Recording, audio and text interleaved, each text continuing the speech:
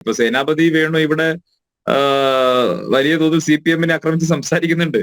അദ്ദേഹത്തിന്റെ പാർട്ടിയിലെ നേതാക്കന്മാരുടെ ലിസ്റ്റൊക്കെ പുറത്തു വന്നാൽ പിന്നെ സേനാപതി വേണുവിനെയൊക്കെ വിളിച്ചാൽ നിങ്ങൾക്ക് റേഞ്ചിൽ കിട്ടില്ല. ഇടുക്കിയിലെ ഏതെങ്കിലും മലമടക്കിൽ പോയി കിടക്കണമെന്നൊക്കെ കളവ് പറഞ്ഞ് അദ്ദേഹം അങ്ങ് പോകും.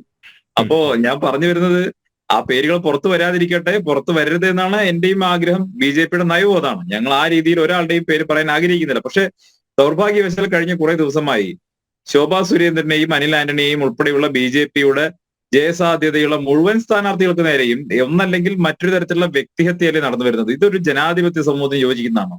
നിങ്ങൾ ആലോചിച്ച് നോക്കൂ, തൃശ്ശൂരിൽ ശ്രീ സുരേഷ് ഗോപിക്കെതിരെ ഇത്ര മാസമായി നടക്കുന്ന നെറികെട്ട വ്യക്തിഗതമായിട്ടുള്ള ആക്ഷേപങ്ങളും കള്ളക്കേസുകളും നിരന്തരമായ വേട്ടയാടലുകളും. അദ്ദേഹം മുഴുവൻ സമയ രാഷ്ട്രീയ പ്രവർത്തകനൊന്നുമല്ല. അദ്ദേഹം ഒരു മനുഷ്യ സ്നേഹിയായിട്ടുള്ള സാമൂഹിക പ്രവർത്തകനാണ്, ഒരു കലാകാരനാണ്, ഒരു സർഗബോധമുള്ള ദേശീയ ചലച്ചിത്ര അവാർഡ് നേടിയിട്ടുള്ള അതുല്യനായിട്ടുള്ള ഒരു കലാകാരനാണ്. അദ്ദേഹം സന്തോഷം വന്നാൽ ചിരിക്കുകയും ദുഃഖം വന്നാൽ കരയുകയും അമർഷം വന്നാൽ അത് പ്രകടിപ്പിക്കുകയും ചെയ്യുന്ന വ്യക്തിയാണ്. പക്ഷെ അദ്ദേഹത്തിന് ഒരുപക്ഷെ സാധാരണ രാഷ്ട്രീയക്കാരെ പോലെ പത്രക്കാരെ കാണുന്ന സമയത്ത് സ്കിപ്പ് ചെയ്യാനുള്ള കഴിവുണ്ടായിരിക്കില്ല. പക്ഷെ അദ്ദേഹം വളരെ നിഷ്കളങ്കമായി അദ്ദേഹത്തിന്റെ മനസ്സിലുള്ള തുറന്നു പറയുന്നയാളാണ്. അത് മുതലെടുത്തുകൊണ്ട് അദ്ദേഹത്തെ ആക്ഷേപിക്കാനും അദ്ദേഹത്തെ അപമാനിക്കാനും ഒക്കെ എന്തൊക്കെ ശ്രമം നടന്നു. അദ്ദേഹത്തെ കള്ളക്കേസിൽ കൊടുക്കാൻ വേണ്ടി എത്ര നീചമായിട്ടുള്ള ശ്രമം കേരളത്തിലുണ്ടായി.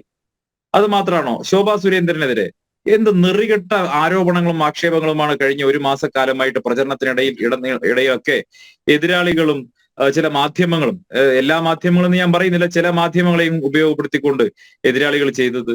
അനിൽ ആന്റണിക്കെതിരെ ഒരു തെളിവുമില്ലാത്തൊരു കാര്യം ഉയർത്തിക്കൊണ്ടുവന്ന് 15 വർഷക്കാലം മുമ്പത്തെ ഒരു കാര്യം എന്ന് പറഞ്ഞൊരു സംഭവം ഉയർത്തിക്കൊണ്ടുവന്ന് നെറികെട്ട രീതിയിലുള്ള വ്യക്തിഗതമായിട്ടുള്ള ആക്ഷേപം ഉണ്ടായില്ലേ? അദ്ദേഹത്തെ തിരുവനന്തപുരത്ത് ശ്രീ രാജീവ് ചന്ദ്രശേഖർ, അതുപോലെ തന്നെ നമ്മുടെ ആറ്റിങ്ങൽ ശ്രീ V മുരളീധരൻ, അങ്ങനെ BJP-യുടെ ഏതേത് പ്രധാനപ്പെട്ട സ്ഥാനാർത്ഥികൾക്ക് നേരെയാണ് വ്യക്തിപരമായിട്ട് ഇത്രത്തോളം ചെളിവാരിയെറിയലുകൾ ഉണ്ടാവാതിരുന്നിട്ടുള്ളത്?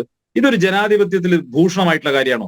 അങ്ങനെ സഹികെട്ട് ഒടുവിൽ ഈ ദല്ലാൽ നന്ദകുമാർ എന്ന് പറയുന്ന വാടകയ്ക്ക് വിളിക്കപ്പെട്ടിട്ടുള്ള ഈ രണ്ട് മുന്നണിക്കാരും ചേർന്ന് വാടകയ്ക്ക് കൊണ്ടുവന്ന് BJP-ക്കെതിരെ ചെളിവാരിയേറാൻ നിയോഗിക്കപ്പെട്ടയാൾ നിരന്തരമായി ആക്ഷേപങ്ങൾ ചൊരിഞ്ഞ സമയത്ത്, അർത്ഥശൂന്യമായിട്ടുള്ള കാര്യങ്ങൾ പറഞ്ഞ സമയത്ത് പ്രതികരിക്കേണ്ടി വന്നു എന്നുള്ളത് വസ്തുതയാണ്.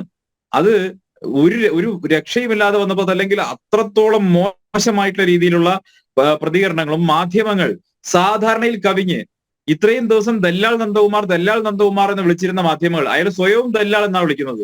പക്ഷെ ദല്ലാൽ നന്ദകുമാർ BJP-ക്കെതിരെ ആരോപണം ഉന്നയിച്ചപ്പോൾ മുതൽ അയാളുടെ ഇനീഷ്യൽ എല്ലാ മാധ്യമങ്ങൾക്കും ബോധ്യപ്പെട്ടു ഇപ്പൊ TG നന്ദകുമാറാണ്. എന്ത് BJP-ക്കെതിരെ ആക്ഷേപം ഉന്നയിച്ചാൽ ഈ രാജ്യത്ത് ഏത് വൃത്തികെട്ടവനും നല്ലവനായി മാറുന്ന ചിത്രമല്ലേ കേരളത്തിൽ കാണുന്നത്. അപ്പൊ ഈ മാധ്യമങ്ങളും കേരളത്തിലെ രണ്ട് മുന്നണികളും ചേർന്ന് BJP-യെ ആക്ഷേപിക്കാൻ വേണ്ടി ഇത്തരത്തിലൊരു അവതാരത്തെ പിടിച്ചുകൊണ്ടുവന്ന് നടത്തിയിട്ടുള്ള ആ വ്യായാമം, ആ അഭ്യാസം, അത് അവസാനിപ്പിക്കാൻ വേണ്ടി BJP തീരുമാനിച്ചതാണ്. ആ തരത്തിലാണ് ചില തുറന്നു പറച്ചിലുകൾ വേണ്ടി വന്നത്. ഇതിലപ്പുറം ഒരു ഇഞ്ച് പോലും തുറന്നു പറയാൻ ഞങ്ങൾ ആഗ്രഹിക്കുന്നില്ല. ഈ ചർച്ച അത് മുന്നോട്ട് കൊണ്ടുപോകണമെന്നും ആഗ്രഹിക്കുന്നില്ല. പക്ഷേ ഇവിടെ BJP എന്തോ അസ്പൃശ്യതയുള്ള രാഷ്ട്രീയ പ്രസ്ഥാനമാണ്, BJP-യോട് ചേരുന്നവരൊക്കെ മോശമാണ്, ഞങ്ങളൊന്നും BJP-യെ തൊടാറില്ല എന്ന മട്ടിൽ ചിലരൊക്കെ നടത്തുന്ന ഈ നാട്യമുണ്ടല്ലോ, ഈ കപടനാട്യമുണ്ടല്ലോ, ഇതിവിടെ അവസാനിക്കണം. ഞങ്ങളുമായി സംസാരിക്കാത്ത ഒരു നേതാക്കന്മാരും, പ്രധാനപ്പെട്ട നേതാക്കന്മാരും കോൺഗ്രസിലുമില്ല, നിങ്ങൾ CPM-ലുമില്ല.